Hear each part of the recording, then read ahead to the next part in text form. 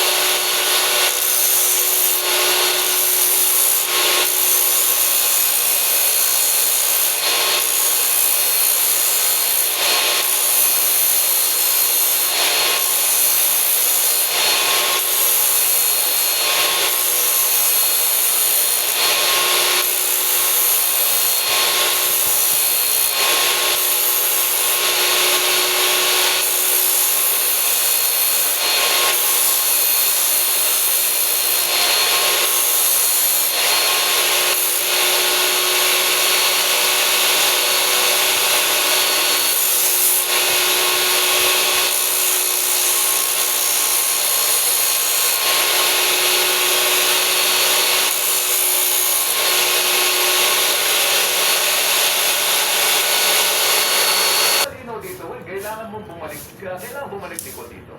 Diba? Panumpaan ang inyong salaysay para hindi magmukhang kwento pochero. Diba? Mag-tell all kayo at ilabas ang resibo. Kasi, burden of proof. Nasa diba? Sa gobyerno Marcos Jr. naman, political will ang tuloy para maparusahan yung mga huling patero sa gobyerno. Ang pera, nakalipat na si Punuan, may bagong revelasyon noong biyernes. Yes. 10% na bawat flood control project. Tapos hindi yun. Kasama pa si Jose Cabral. Kasama pa si Cabral, di So ba? parang silang tatlo na top officials ng DPWH ng panahon na yun. Ang nakinabang, di ba? Yan ang sinasabi. Naghahati, di ba? Sabi ni Bernardo, ilan pa ba ang makakalipat dahil napakakupat po ninyong mag-imbestiga? Anong petsa na po sa gobyerno ng Marcos? Ang pamontra lamang dito.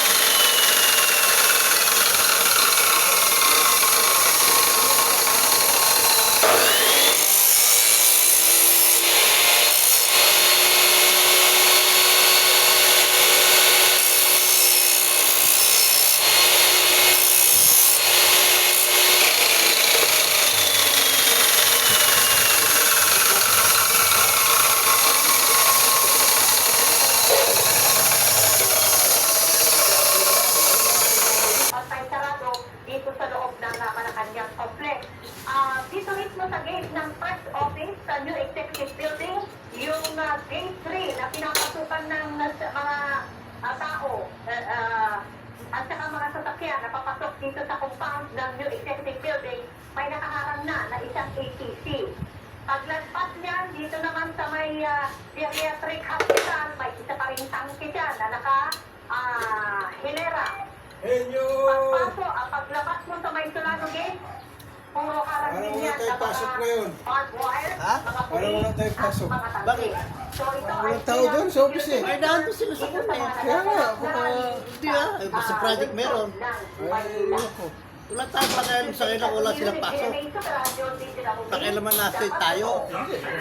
Sama tayo. Si Professor Dean Domanhit, ang political Wala analyst naman silang bilin eh. ng Democracy Watch Philippines. Professor, magandang umaga. Si Joel Swing po ito. Magandang umaga po. Magandang umaga, Joel. Magandang umaga, Weng. At magandang umaga sa inyo mga tagapakinig. Ano ang panukat po ninyo sa naging sukatan po ninyo tungkol sa video confession ni dating kongresista Saldico? Siyempre, gusto natin malaman paano ba dapat tanggapin ito una ng gobyerno, ikalawa, ng taong bayan, itong mga binanggit ni Cotto sa kanyang video confession. Patuloy tayo tuod, iba't ibang bigyan tungkol sa iba't ibang video confession ng dating chairman of operations. Ang problema lang dito ay video galing sa ibang bansa. So parang walang pinagkaibutan sa mula sa sabi lang natin social media hit. No? Gagamitin ng social media, hit a person to blame people. So maganda rin. Ako ay kasama ako nung ating mga CBCP, maganda yung nilabas ng ating Catholic Bishop. Kung nais natin namin managot, nais natin yung makulong, pero maganda kung may dating Congressman Saldico at ipakita natin taong bayan is why siya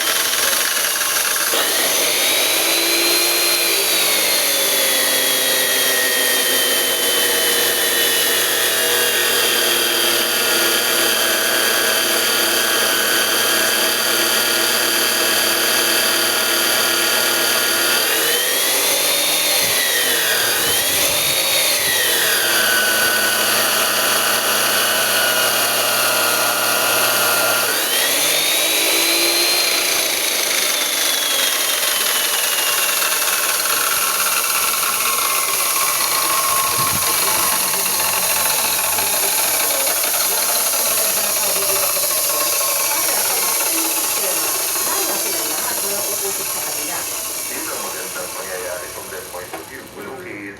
Guluhin ang diskusyon, guluhin ang pananaw ng tao para wala maging managot. Pero tayo dapat patuloy ang demand at nakikita natin ito sa national surveys ng this third quarter sa Oktubre na ang nais ng tao may panagutin, may ikulong at bigyan ng malalalim na ebidensya laban sa kanila para matigil na itong sistema ito. Pero mga butas na nakita doon sa confession ng mga bayan ni Saldico, sinasabi nga bakit naman ilalagay pa o tatrabawin pa sa PICAM, pwede namang ipasok sa net yung mga sinasabing siniksik sa blood control budget ng presidente. Ano bang nakikita nyo? Ang pwede na sigurong pangontra ng gobyerno rito ay bilisan yung investigasyon. Kasi parang hindi pa kayo nakukuparan na parang kupad ng investigasyon ng ating gobyerno. Pag titingnan natin, dahil araw-araw natin sinusundan at nais natin may panagutin at may makulong, talagang impatient tayo.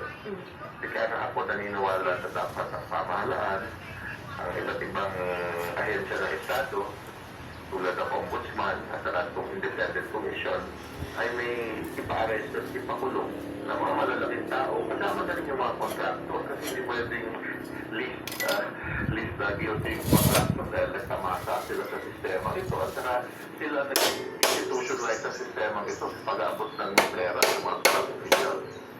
Pero sa inyo, I'm sure pinag-aralan ninyo yung tatlong series ng statement ko may credibility ba siya? Credible ba siya kung halimbawa na ang mamamayan ka, Prof? At least following you. As a former chairman of appropriation, may credibility siya. But on one hand, tama rin yung sabi ng iba't ibang opinion o eksperto na bakit mag-i-insert ang Pangulo sa budget ng 2025 kung nasa Mga katawan, laban sa mga sakit.